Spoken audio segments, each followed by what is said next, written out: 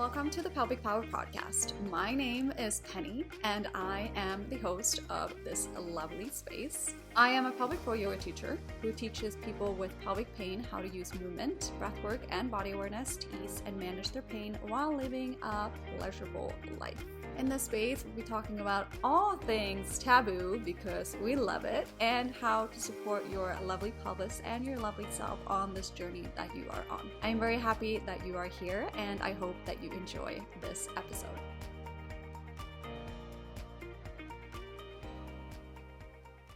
Hello, my beautiful friends. Welcome back to another episode of the Pelvic Power Podcast. Whoop, whoop. I'm going to tell you, I have just been sick. And the perfectionism in me is slowly climbing out of whatever I managed to push it down, and the perfectionism in me is just like climbing back up, which is really hard. Like right now, it is really hard.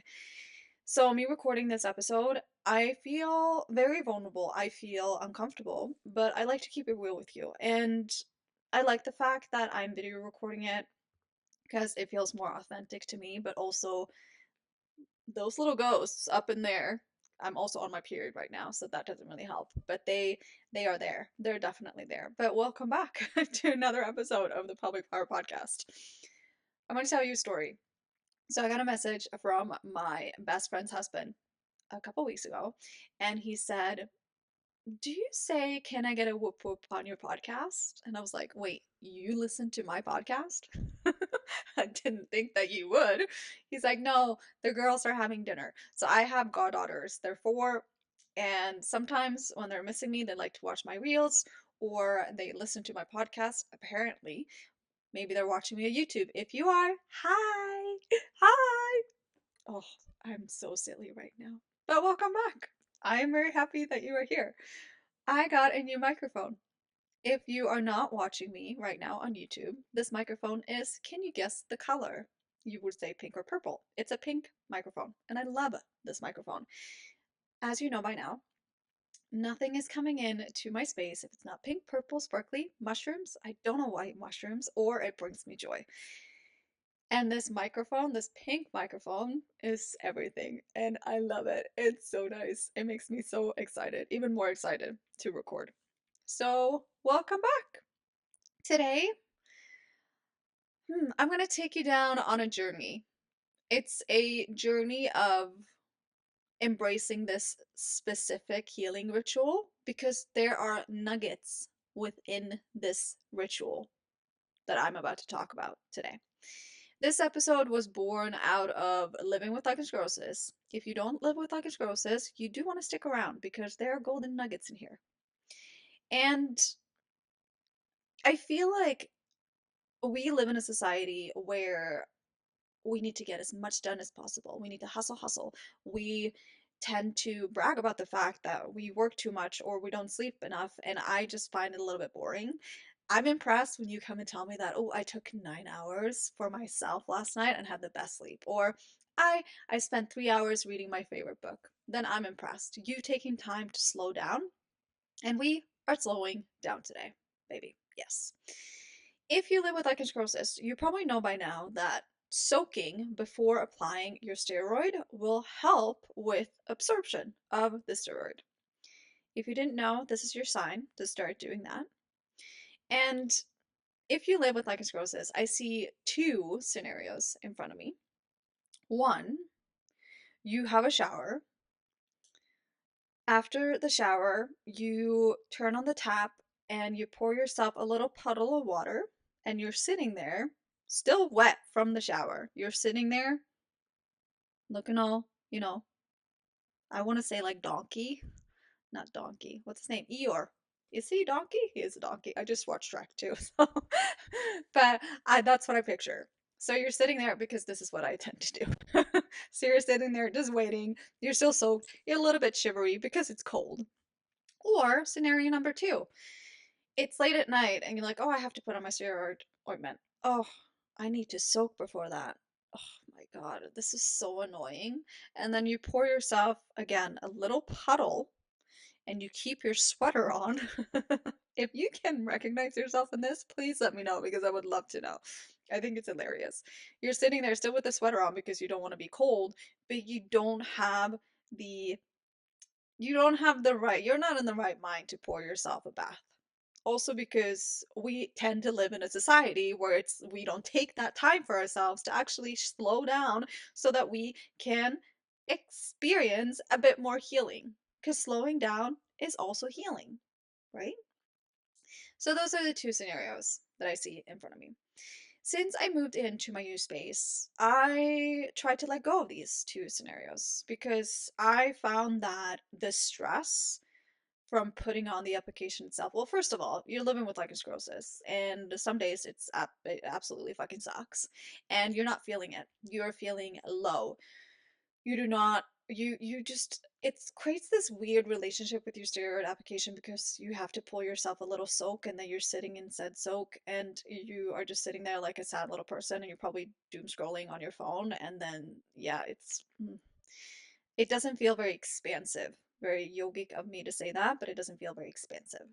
So, what I have started doing now, I do this 2 to 3 times a week because I like to take this time for myself. If you do not have time for this, I invite you to do this once a week because we are embracing this healing routine, ritual today. The whole routine of this, we're embracing it. Okay, I'm going to give you some golden nuggets, some ways that you can support yourself even more when you are doing your soak, when you are having a bath. So, this is where I'm saying if you live with pelvic pain, if you don't live with lichen sclerosus, you live with any other pelvic pain condition, you can still do these things because what I will be mentioning is not just for lichen sclerosus today. So, first of all, what is the intention here? Okay, you're trying to support your LS. You're trying to ease muscular tension. I am a yoga teacher and my body's my job, so my body is usually very fatigued. And if you live with pelvic pain, you probably have a very fatigued body too. So, what is the intention here? What feels more expansive? What feels more uplifting? Either getting into a little soak of like a little puddle and sitting in that, or does it feel good to fill up the bath and put any oils or any like Epsom salt? I love Epsom salt. Put it in there. Make it into an intention. The witchy side of me is coming out here right now. Like I can go on and on about the things that you can do when you're taking a bath. To me, it is going from being when I'm talking about energies, masculine and feminine energies, I'm not talking about gender. Doesn't matter the gender. You can have you do have masculine and feminine energies within you. So you're going from the masculine hustle mode of doing things all day to slowing down to land in the feminine energy of taking care of yourself, of slowing down, of leaning into pleasure and healing. So you pour up your bath. You're pouring yourself a bath. You're drawing yourself a bath. I don't know how to say that properly. And I like to do this as I'm already sitting in the bath. When I turn on that water, I am already sitting in my bath because I want to meet the water. I want to meet the healing that is happening. And I don't know about you, but to me, water is healing. Like not just hydration in itself, but I often get these questions from people in the community like, okay, I'm gonna go and swim in the ocean. What can I do to like support myself even more? For me, especially swimming in the ocean, that to my LS is very healing. Like to me, water is very transformative. Transformative. So I like to sit in the bath as I'm doing this. But one thing I do before I get into the bath, because we are embracing the concept of healing here. If you've ever been to any of my yoga classes, I say leave your phone outside of this room, turn it off. You do not need it. This is not phone time. This is you time. What is the intention that you are trying to create here for yourself as you are focusing on you? You are the main focus of this entire experience. Maybe not let it be your phone for a moment. Let that not be your focus. Leave your phone outside. You do not have to take your phone with you. And again, I know that we live in a society where we are constantly in this need of checking our phone. And yes, We are always on Instagram, TikTok, and I feel the same way too. And that for me personally creates a lot of stress. Creates a lot of stress for me. And leaving the phone outside of the washroom, that is step number one. I dare you. Or like this is a dare. Do you accept the challenge of leaving the phone outside? Same thing when you go to take a dump. Leave the phone. I know that was hard. That was really hard for me. But leave the phone outside. You don't need it. Like there's the stress from that. No, let's just leave it outside. It's just you and your bowels, man. It's just you and your bowels. And then set up your space when you're having your intentional healing ritual here. We're embracing this whole thing. We are embracing the healing of this ritual that we're doing right now. How do you want to set up your space? Do you want some cute lights, some candles? I am a sucker for a good candle. I'm a little bit of a snob when it comes to candles.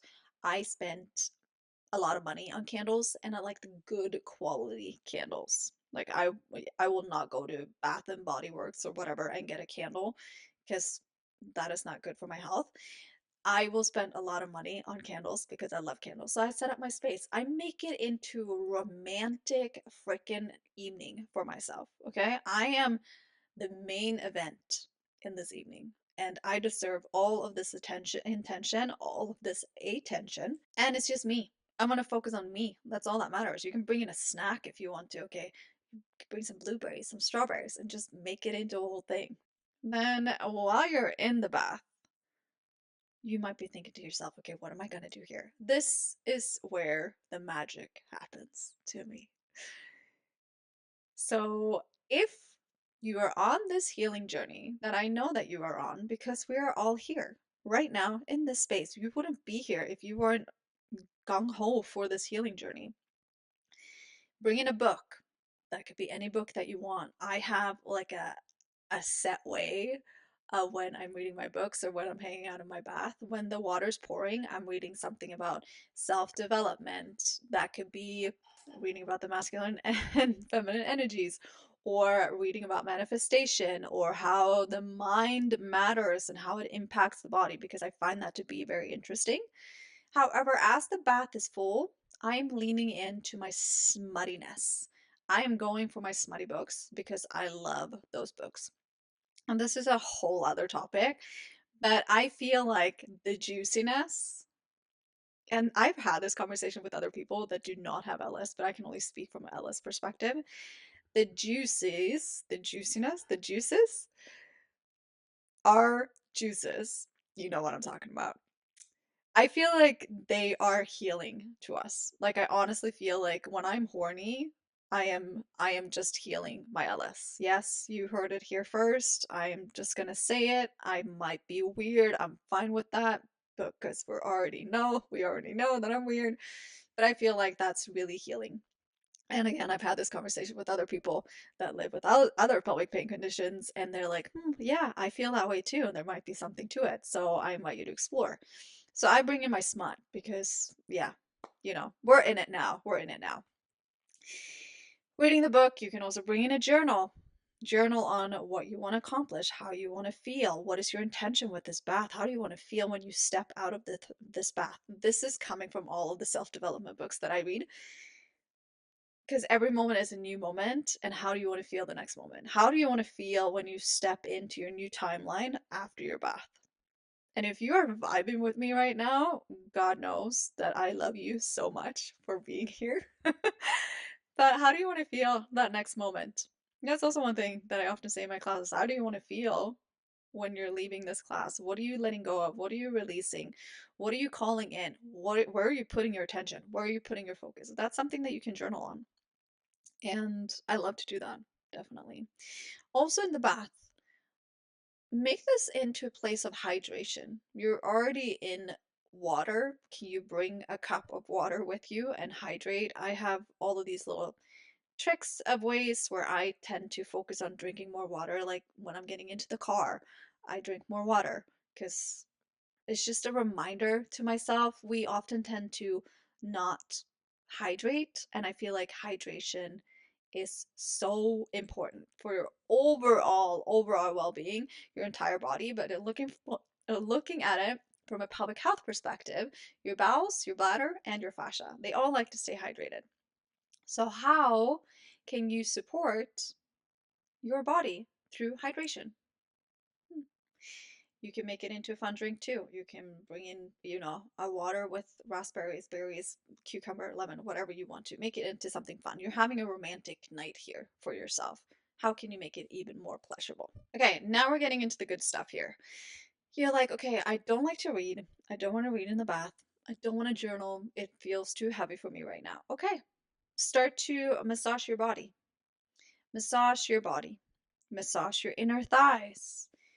Focus on what feels good. You can focus on pleasure if you want to. Or you can also focus on using your hands to explore your body of where pain may be or discomfort. So I like to use my hands. I I've had surgeries on my vulva before, and I like to use my hands to check in with the area. How am I feeling? What is happening in this part of my body? I'm massaging my vulva, checking in, and at the same time, I'm also practicing my pelvic floor breathing. If you are in this space and you have not started practicing your pelvic floor breathing yet, what are you doing?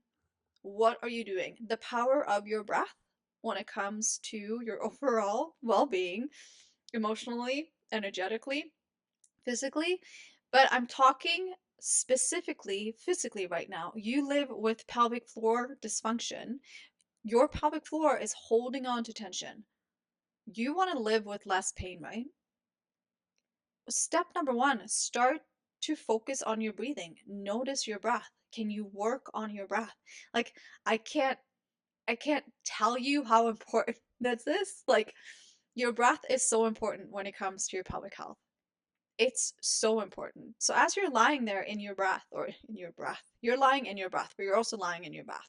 See if you can find a bound angle. So you're guiding the soles of the feet together. You're opening the knees wide. You're placing your hands onto your vulva, if that feels good. You're placing your hands onto your perineum, so the space between the vaginal opening and the anal opening. You're placing your fingers onto that part of your body. And then focus on breathing in to that part of your body. What are you noticing? What are you feeling? If you're not feeling anything, can you visualize? So you're using your hands here. You're also using, obviously, your body, your breath, to see if you can feel any movement of the pelvic floor. So as you're inhaling, your pelvic floor is descending. As you're exhaling, the pelvic floor is ascending, so it travels back up. See if you can notice this movement under your fingers or just paying attention to your pelvic floor. This takes practice and it can be extremely difficult, especially if you're holding on to a lot of tension, but it doesn't have to be extremely difficult. But I'm just saying, if it is, know that that's okay. You're just checking in with your body, noticing where you are. So you're breathing into your pelvic floor. If you're not noticing any movement, there's no expansion, there's nothing, can you start to visualize it? And then start there. Start practicing that every single day for 2 to 5 minutes. 2 to 5 minutes out of your time for you to live with less pain.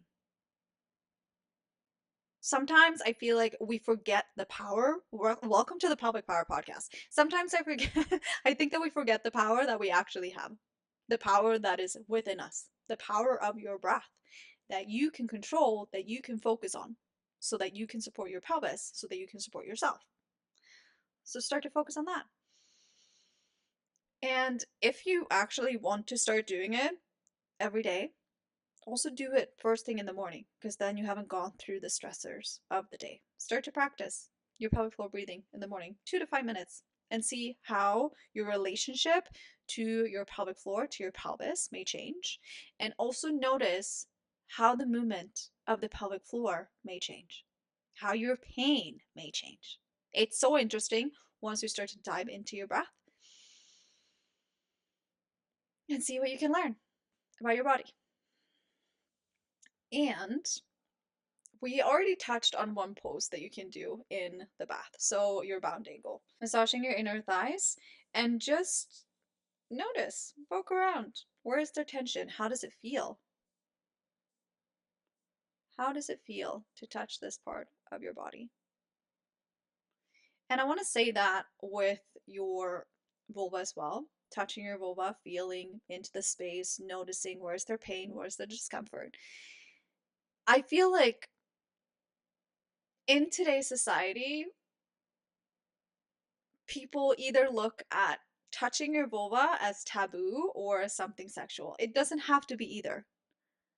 It doesn't have to be either. It's just another part of your body, and you have pain in that part of your body. How can you support that part of your body even more by getting to know that part of your body?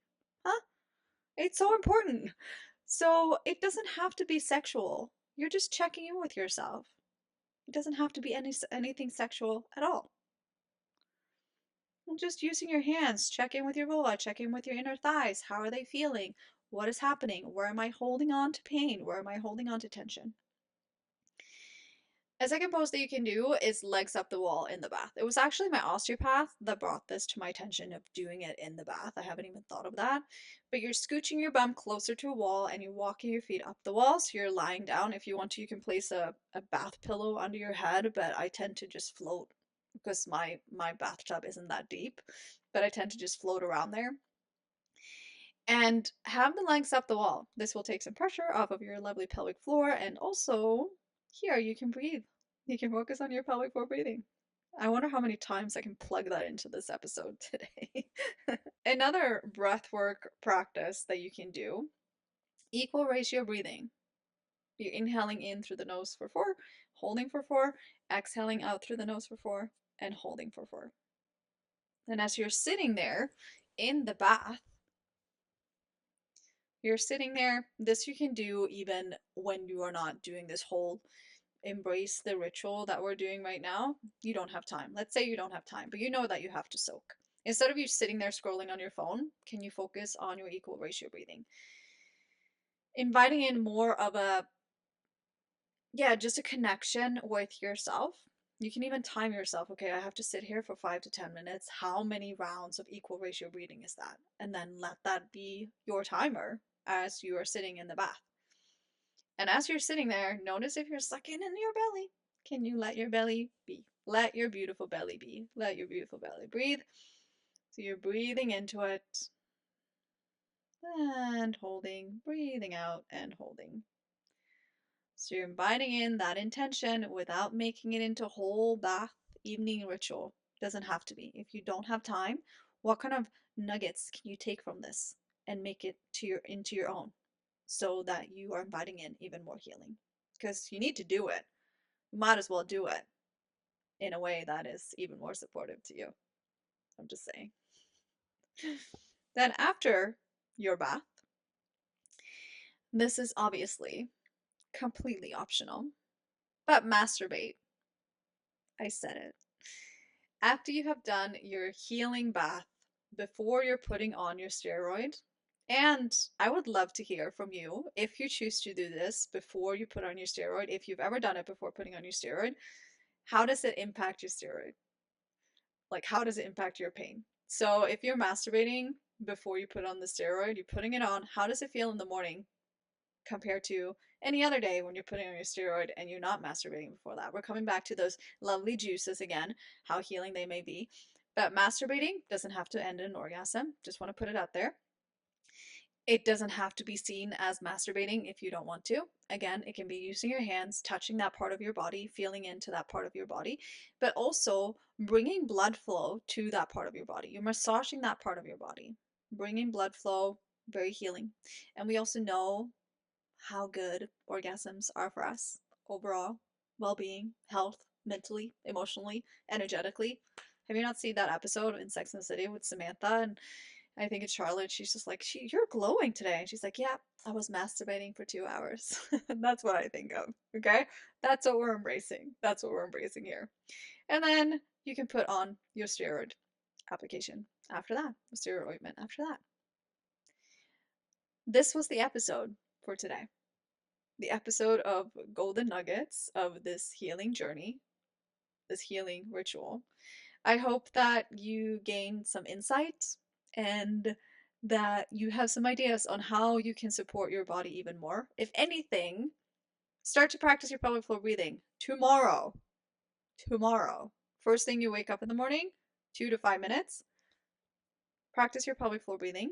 Take that with you throughout the day. If you're finding that, oh, I'm feeling stressed, I'm holding on to tension, can you bring your awareness back to your breath? You're inviting the breath into your pelvis, into your pelvic floor, and see how that works for you. What are you noticing? We're just taking some investigative notes here. What can you learn about your body and about yourself while doing so? Thank you for tuning in today, and I would love to hear what you gained from this episode. If you want to send me a DM or an email, I am all ears because I love to hear from you, and I will see you back here shortly for our next episode.